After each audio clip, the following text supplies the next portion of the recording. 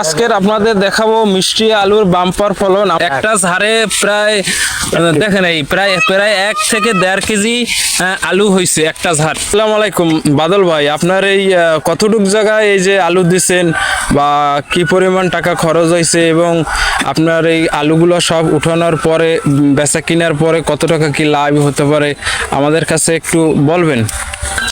আলুতে খরচ কমই একদম, লাগাইতে লেবার নিয়ে প্রায় 2 থেকে 2.5 হাজার টাকা খরচ হয়েছে।